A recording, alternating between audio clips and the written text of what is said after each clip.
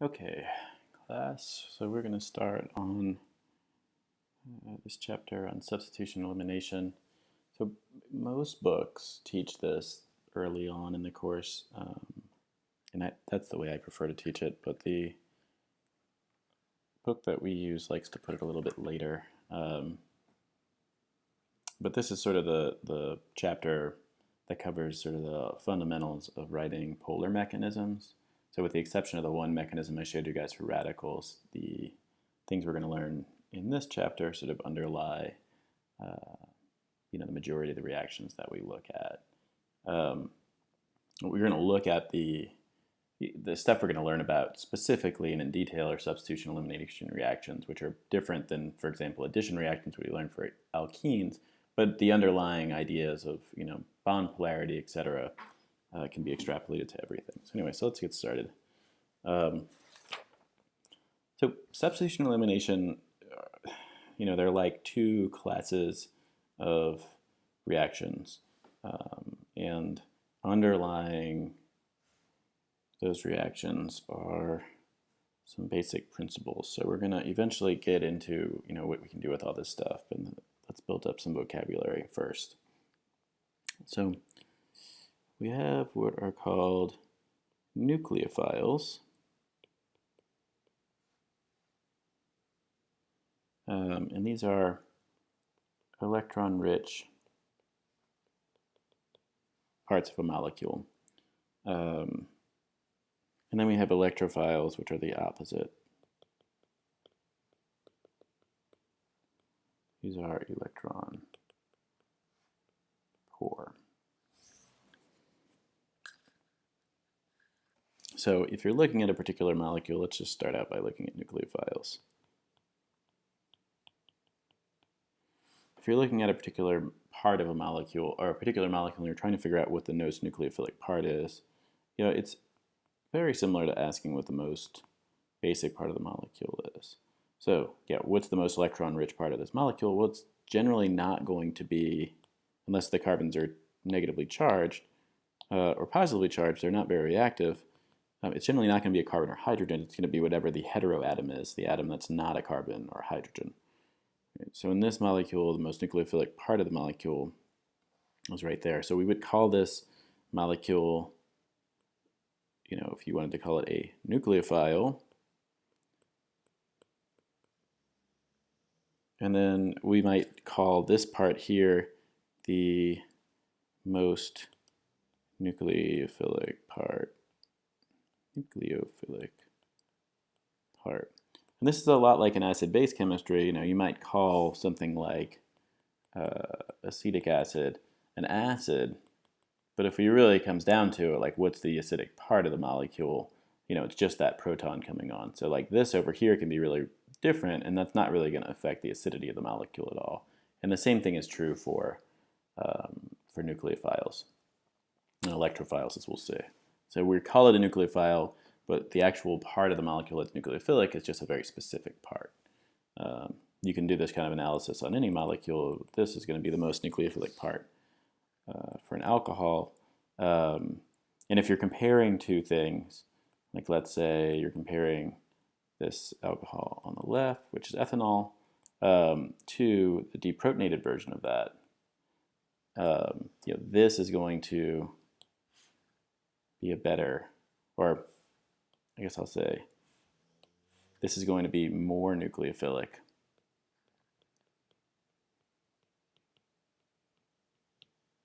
when we compare it to this alcohol over here. So if we're comparing two things, and they're identical in every way, with the exception that one of them has a negative charge, we can say that this is going to be more nucleophilic, right? And the rationale for that is, there's nothing sophisticated about it. It's just that has more electron density on it. The more negatively charged something is, the more electron density it has. Thus, it's going to be more nucleophilic. So, in the first one, if we wanted to compare it to, whatever its conjugate base was, this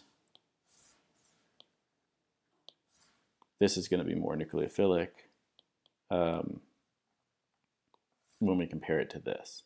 for exactly the same reason. I put more negative charge in that. So a nucleophile is just another, it's a fancy word for saying a molecule with a part of it at least that's electron rich.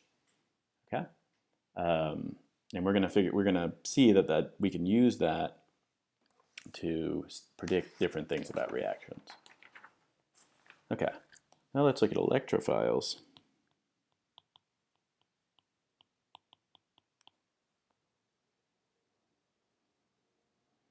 Okay, electrophiles are just the opposite.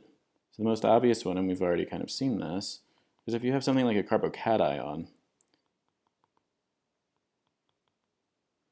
Yeah, this is that's what we would call this an electrophile. And then in this case, the most electrophilic part of the molecule is going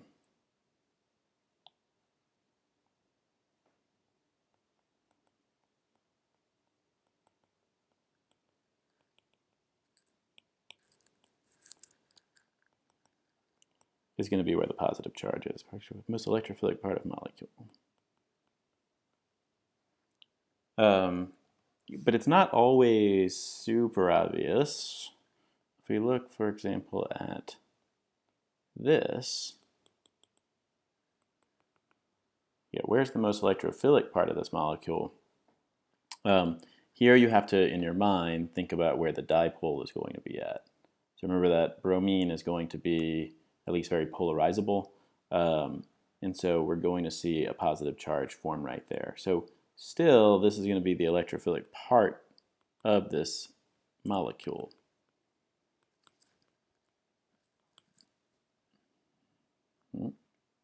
And you might look at this and say, well, what about this? Isn't this part nucleophilic? Like, why would we? How do we know if this molecule is a nucleophile or an electrophile? And what you'll see is that bromide. We know that bromine doesn't form more than one bond to it typically, so it's not particularly reactive as a nucleophile when it's bound to stuff. The short explanation for it, which I know is not very satisfying, is that after you work with the stuff for a little while, even the short period that you'll be working with it, you'll build some intuition around what electrophiles look like and what nucleophiles look like. So this kind of cursory analysis we're doing where we're saying, like, where's the negative charge and where's the positive charge, is just a kind of a foothold. But you're going to see that it becomes somewhat consistent. We see the same types of electrophiles and nucleophiles over and over again.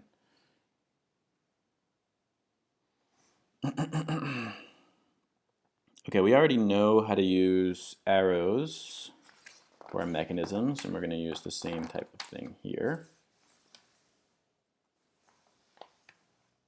So let's take a look now at some of the reactions that we can do thinking in terms of nucleophile and electrophile. So if you take a nucleophile and you put it together with an electrophile,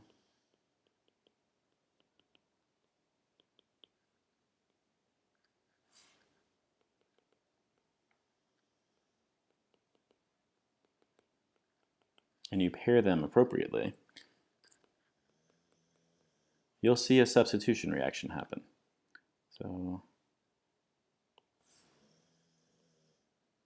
we've got this hydroxide, and now we see that we've substituted that hydroxide to become an alcohol now, and the iodide has left.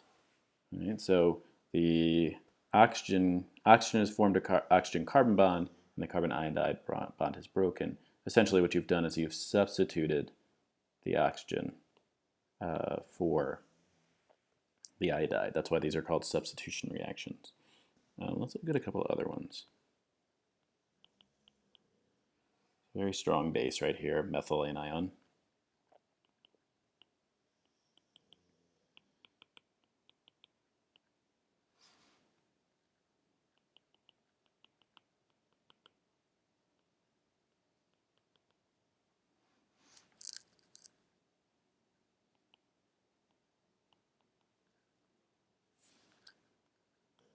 At this point, you're not supposed to be able to necessarily predict what's going to happen in these reactions, and just trying to build a bridge between what you know and what you don't know, and this is our starting point.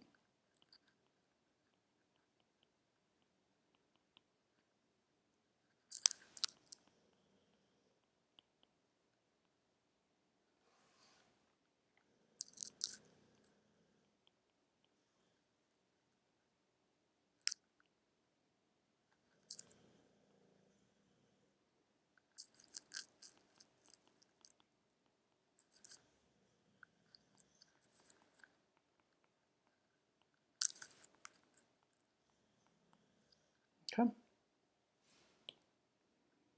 All right. So here we've substituted this carbon atom with a bromine. And here this cyanide is now attached to the molecule. And we see that here this group, which is called tosylate, has now been substituted for by cyanide. Okay. All right, let's see what kind of trends we can pull out of this. So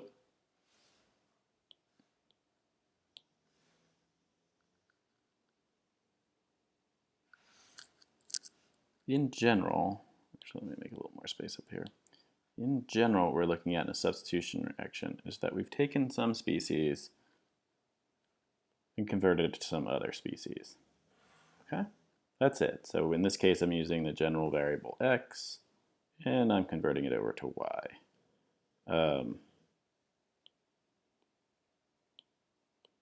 Keeping with our color scheme here. Okay. All right.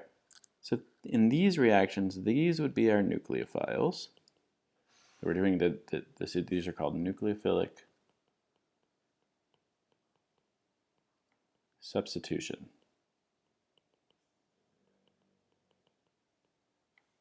reactions.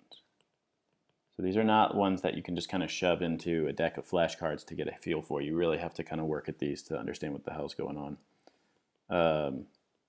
But the payoff is you sort of have a broad ability to predict and create a lot of different reactions. So it kind of is worth it. All right, let's figure some things out here. So let's look at our nucleophiles. And then let's look at these groups that are leaving. So it's hard to,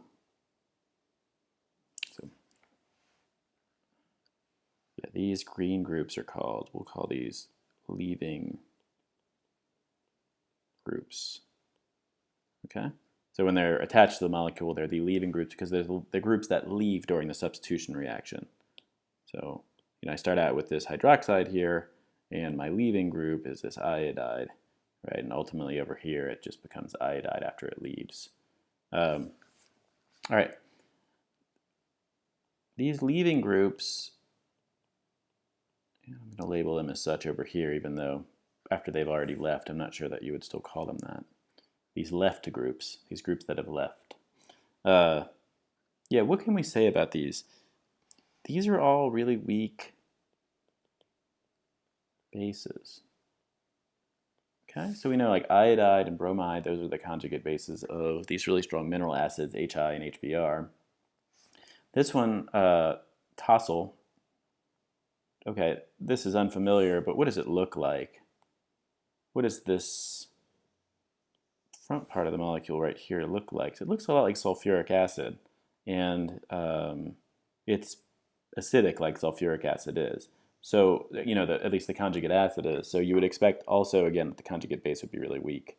So these are all weak bases. So leaving groups in general, and this is one of the few things that stays true, because the nucleophile and electrophile arguments get complicated, but leaving groups in general are weak bases.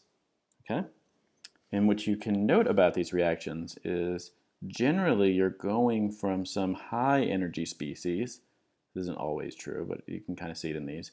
I have a hydroxide, which is a strong base, okay? So it's not particularly stable because it's reactive.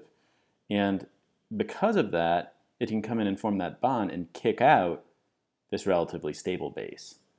So if we're thinking back to our acid-base chemistry, this is very similar, even though it's not an acid-base reaction. The idea is similar. I'm going from something that is very reactive, or reactive, let's say, maybe not very reactive, but it's pretty reactive, hydroxide, to something that's less reactive. Okay, and that's sort of our guiding principle for, we're not doing any kind of hardcore thermodynamic calculations here, but we're trying to think along those lines.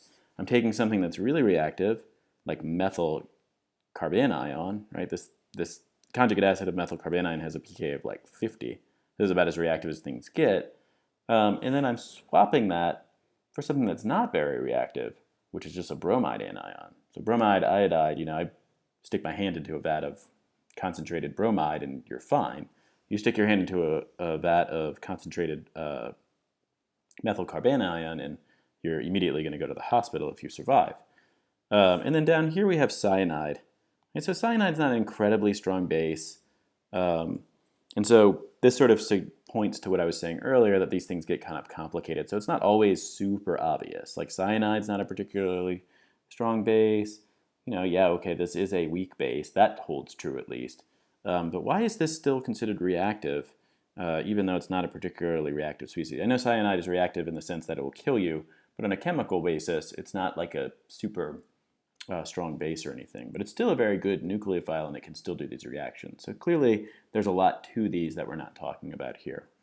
When we look at the electrophiles, generally what you're looking for, if it's going to undergo some sort of substitution, or later, as we'll see, elimination reaction, you're looking for a carbon atom.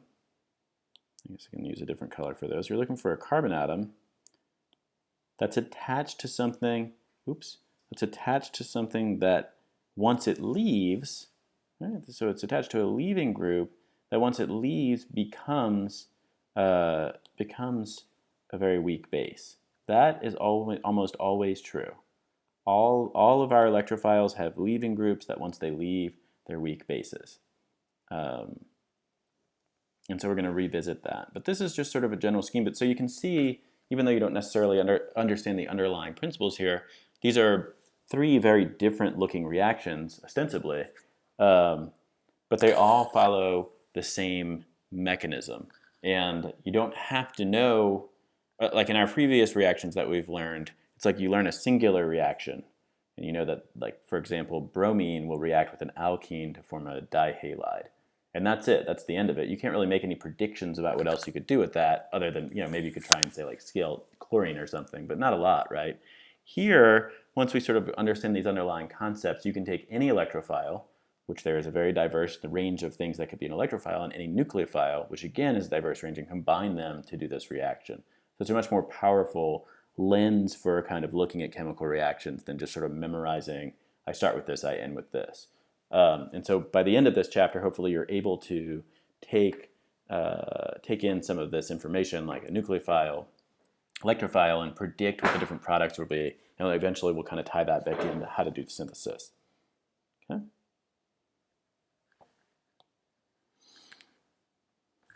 So,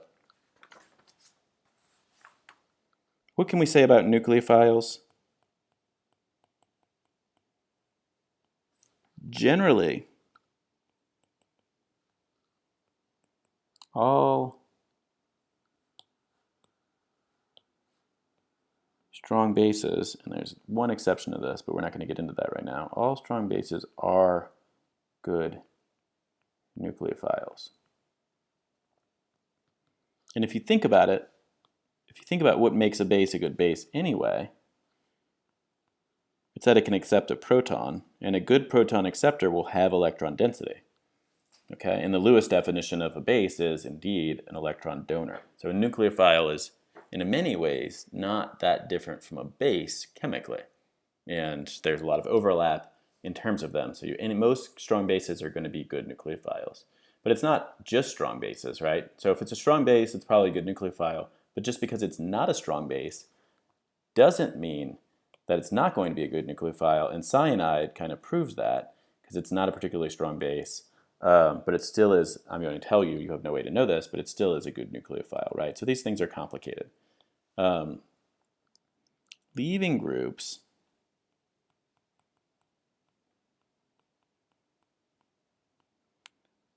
are almost always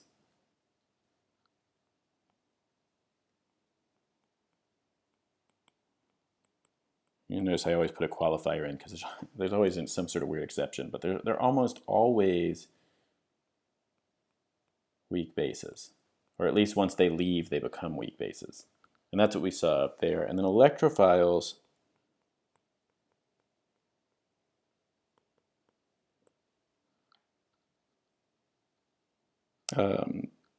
generally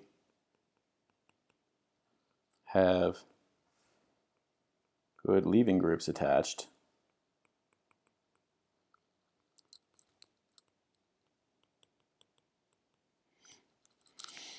With the exception of being something like a carbocation where, you know, the leaving group is, you don't even have a leaving group. But generally speaking, if you're just picking, if you're going to buy an electrophile, you can't buy a carbocation. You're going to buy something that has a good leaving group. That's going to allow you to kind of do this class of reactions that we know. Okay. All right, so this is just a general overview of this. Now we're going to get into sort of the nitty-gritty of this stuff and start to understand, you know, be able to predict these different types of reactions. So we'll do that in the next video.